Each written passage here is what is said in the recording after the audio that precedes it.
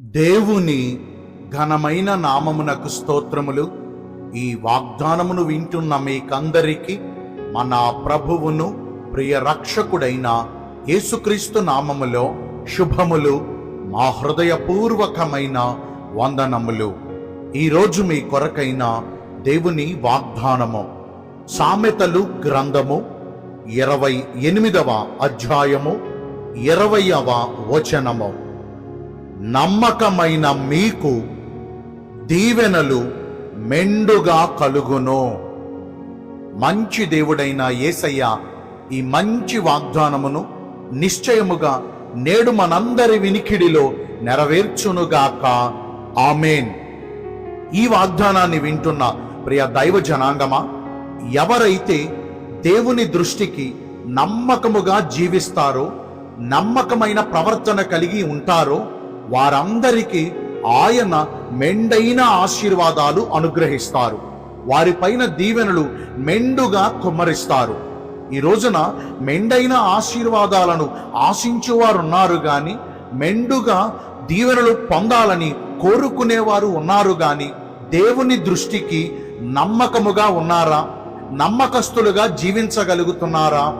దేవుని యొద్ద నివసించున్నట్లు ఆయన నమ్మకస్తులైన వారి కొరకు కనిపెట్టుచున్నారటండి. ఆయన దృష్టి మన మీద ఉండాలి అంటే, ఆయన మనలను దృష్టించినప్పుడు మనము దేవుని దృష్టికి నమ్మకస్తులుగా ప్రవర్తించాలి.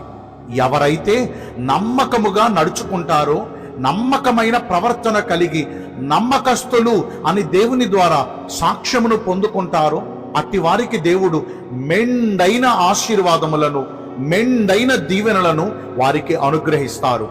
మరి ఈ వాగ్దానాన్ని వింటున్న ప్రియ దైవ జనాంగమా, నమ్మకస్తులకు మెండుగా దీవెనలు కుమ్మరించబడతాయని ఇంతవరకు మనం వింటున్నాం. అసలు మనము ఏ విషయంలో దేవునికి నమ్మకంగా ఉండాలో ఈరోజు కొన్ని మాటలు మనం తెలుసుకుందాం. మొదటిగా, దేవుడు మనకు చేసిన మేలులకు తిరిగి మరలా మనం ఆయనకు కృతజ్ఞత చెల్లించు విషయంలో నమ్మకంగా ఉండాలి. మనలో చాలా మంది దేవుని ద్వారా మేలులు పొందుకున్నారు, దేవుని ద్వారా ఆశీర్వాదాలను అనుభవిస్తున్నారు. కానీ తిరిగి ఆయనకు కృతజ్ఞత చెల్లించవలసి వచ్చేటప్పటికీ వెనకడుగు వేస్తున్నారు, ఆయనను మరిచిపోయే వారిగా ఉంటున్నారు. అలాంటి వారి విషయంలో దేవుడు ఎంతో బాధపడుతున్నారండి. ఒక రోజున యేసుక్రీస్తు ప్రభు వారి యొద్దకు 10 మంది కుష్ఠరోగులు వచ్చారు. వారందరినీ యేసు ప్రభు వారు బాగు చేశారు. అందులో 90 వారి వారి ఇళ్లకు, వారి వారి వ్యాపారాలకు, ఇతరాత్ర కార్యక్రమాలకు వెళ్ళిపోయారు. కానీ అందులో ఒక్కడు మాత్రము ఆయన చేసిన మేలులను జ్ఞాపకం చేసుకుని తిరిగి మరలా ఆయన యొద్దకు వచ్చి ఆయనకు కృతజ్ఞతను చెల్లిస్తున్నారు. ఈ విషయములో దేవుడు ఎంతో సంతోషించారు. అదే సమయంలో కృతజ్ఞత చెల్లించని, ఆయనను మహిమపరచని, ఆయన కార్యములను వెంటనే మరిచిపోయిన ఆ 90 కొరకు ఆయన బాధపడుతున్నారు. మరి ఈ రోజున ఆయనను మరిచిపోయిన ఆ 9 మంది లిస్టులో మనం ఉన్నామా? నమ్మకంగా ఆయనకు కృతజ్ఞత చెల్లించిన ఆ ఒక్కడిలాగా మనం ప్రవర్తిస్తున్నామా? ఆయనకు నమ్మకముగా కృతజ్ఞతలను చెల్లించాలి. భక్తుడైన దావీదు అంటాడు, నా ప్రాణమా యెహోవాను స్తుతించుము, ఆయన చేసిన ఉపకారములలో దేనిని మరిచిపోకుము అని తన ప్రాణాన్ని తాను సముదాయించుకుంటూ దేవునికి మనస్ఫూర్తిగా కృతజ్ఞతలు చెల్లిస్తున్నాడు. ఈ రోజున కృతజ్ఞత చెల్లించే విషయంలో మనము నమ్మకముగా ఉండాలి.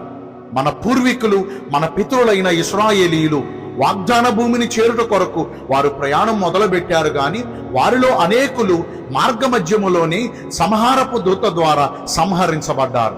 వాగ్దాన భూమిని చేరకుండానే వారు మార్గమధ్యములోనే సంహరించబడ్డారు. కారణమేంటో తెలుసా? వారు ఆకలి అన్నప్పుడు దేవుడు దేవదూతలు భుజించు భోజనాన్ని వారికి ఇచ్చాడు. వారు దప్పిక అన్నప్పుడు ఎడారులలో సెలయేరులు ప్రవహింపజేశాడు. బండలను బద్దలగొట్టి వారి కొరకు మధురమైన జలాలు కురిపించాడు. ఆకాశము నుండి పూరేళ్ల వర్షమును వారి కొరకు అనుగ్రహించారు. ఇలా 1, 2 ఎన్నని చెప్పమంటారు? ఎన్ని రీతులుగా ప్రభు వారిని జ్ఞాపకం చేసుకుని మేలులు దయచేశారు. కానీ వారు తిని తాగి తృప్తి పొంది వారు హృదయమున గర్వించి దేవుణ్ణి మరిచిపోయారు. దేవునిని మరిచిపోయిన, దేవుని కార్యాలను మరిచిపోయిన హేతువు చేత వారు వాగ్దాన భూమికి చేరలేకపోయారు. మరి ఈ రోజున మనము దేవునిని అడుగుతున్నాము, దేవుడు మనకు అనుగ్రహిస్తున్నారు. మరి తిరిగి మరలా మనం ఆయనకు కృతజ్ఞత చెబుతున్నామా? మనం ఈ రోజున ఈ స్థితిలో ఉండటానికి గల కారణం ఏంటి అని థింక్ చేసిన వారు దేవునికి థ్యాంక్స్ చెప్పకుండా ఉండలేరటండి. మరి మనము ఇక నుంచి అయినా దేవుడు చేసిన ప్రతి మేలులకు కృతజ్ఞత హృదయం కలిగి ఉందామా? రెండవదిగా, ఏ విషయంలో నమ్మకంగా ఉండాలంటే మనము చేసుకున్న మొక్కుబడులు చెల్లించే విషయంలో నమ్మకంగా ఉండాలి. చాలా మంది శ్రమకాలం వచ్చినప్పుడు, కష్ట సమయాలు ఎదురైనప్పుడు, క్రిటికల్ పొజిషన్లో వారు ఉన్నప్పుడు ఏమేమో దేవుడి దగ్గర మొక్కుబడి చేసుకుంటారు. దేవుడు వారి ప్రార్థన ఆలకించి వారి పరిస్థితుల్లో చక్కబరచగా వారు దేవుడి దగ్గర చేసుకున్న మొక్కుబళ్ళన్నీ మర్చిపోతారండి. ప్రియ దైవ జనాంగమా, భక్తురాలైన హన్న తనకు పిల్లలు లేనప్పుడు తాను దేవుని సన్నిధికి వెళ్ళి బహు దుఃఖాక్రాంతురాలై దేవునితో ప్రార్థన చేస్తూ ఆయన దగ్గర ఒక శ్రేష్టమైన మొక్కుబడి చేసుకుంది. దేవుడు ఆమెను కనికరించి సమూయేలును బహుమానంగా ఇచ్చారు. సమూయేలును పొందాక తాను చేసుకున్న మొక్కుబడిని మర్చిపోలా. ఎలాగైతే మొక్కుబడి చేసుకుందో అదే సమయానికి తీసుకొచ్చి తన మొక్కుబడి చెల్లించుకుంది. ఎంత గొప్ప విషయం! మొక్కుబళ్ళు చాలా మంది చేసుకుంటారు, కానీ తిరిగి ఆ మొక్కుబళ్ళు సమర్పించే విషయంలో వెనకడుగు వేస్తున్నారు. నా శ్రమకాలమందు నా పెదవులు ఆయనతో చేసుకున్న మొక్కుబళ్ళు తిరిగి చెల్లిస్తాను అని భక్తుడైన దావీదు సెలవిస్తున్నాడు. మరి ఈ రోజున మనము మొక్కుబడులు చెల్లించే విషయంలో నమ్మకంగా ఉంటున్నామా? మూడవదిగా, ఏ విషయంలో దేవునికి నమ్మకంగా ఉండాలి అంటే ఒప్పుకుని విడిచిపెట్టిన పాపముల జోలికి మరి ఎన్నడూ తిరిగి చూడకూడదు, మరి ఎన్నడూ తిరిగి చేయకూడదు. ఈరోజు చాలా మంది వైరాగ్యం కలిగి, పశ్చాత్తాపం కలిగి దేవుడి దగ్గర వారి వారి పాపాలు ఒప్పుకుని విడిచిపెడుతున్నారు. కొంతకాలం బాగానే ఉంటున్నారు, మరలా వారి బుద్ధి మారిపోయి తిరిగి మరలా విడిచిపెట్టిన పాపాలన్నీ మరలా చేస్తూ వాడుకగా మరలా పాపాలు చేస్తున్నారు. ఈ వాగ్దానాన్ని వింటున్న ప్రియ దైవ జనాంగమా, కుక్క తన వాంతికి తిరిగి మరలా ఆ గతికినట్లుగా ఈ రోజున మనలో అనేకులు విడిచిపెట్టిన పాపాల జోలికి మరల వెళుతున్నారు. ఇది మనకేమైనా పద్ధతి అంటారా? వాగ్దానాన్ని వింటున్న ప్రియ దైవ జనాంగమా, 3 విషయాలు మనం తెలుసుకున్నాము. ఏ విషయంలో మనం దేవునికి నమ్మకంగా ఉండాలి? మొదటిగా, కృతజ్ఞత చెల్లించే విషయంలో మనం దేవునికి నమ్మకంగా ఉండాలి. మొక్కుబడులు అర్పించే విషయంలో మనం దేవునికి నమ్మకంగా ఉండాలి. విడిచిపెట్టిన పాపముల జోలికి మరెన్నడూ తిరిగి చూడకుండా చేయకుండా ఆ విషయంలో మనం నమ్మకంగా ఉండాలి. మరి ఇలా ఈ విషయాలలో మనం దేవునికి నమ్మకంగా జీవిస్తే ప్రభు మనకేం చేస్తారో తెలుసా? మెండైన ఆశీర్వాదాలు అనుగ్రహిస్తారు. మునుపటి కంటే అధికమైన మేలులు సమృద్ధిగా 2 అంతలుగా ఆయన మన జీవితాలలో అనుగ్రహిస్తారు.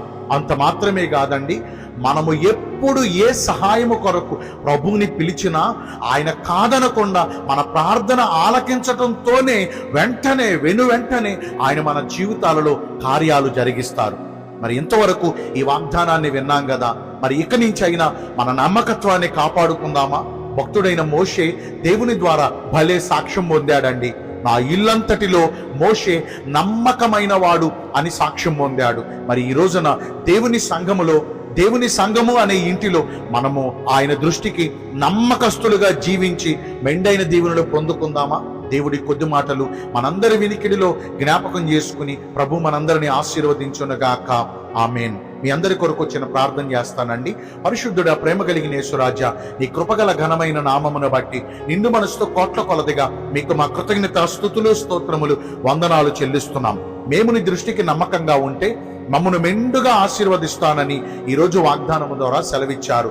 వాక్యానుసారంగా నడుచుకుని ఈ వాగ్దాన ఫలమును పొందుకునే కృపను నేడు మాకందరికీ దయచేయండి. ఈ రోజున అందరైతే పుట్టిన రోజులను, వివాహ దినములను, ఇతరమైన శుభకార్యములను జరిగించుకుంటున్నారో వారందరికీ మెండైన దీవెనలు కుమ్మరించమని, మీ రాకడ కొరకు మమ్మను సిద్ధపరచమని యేసుక్రీస్తు ప్రశస్త నామమున ప్రార్థించి వేడుకొనుచున్నాను మా ప్రియ పరలోకపు తండ్రి. ఆమేన్. May God bless you all. Thank you.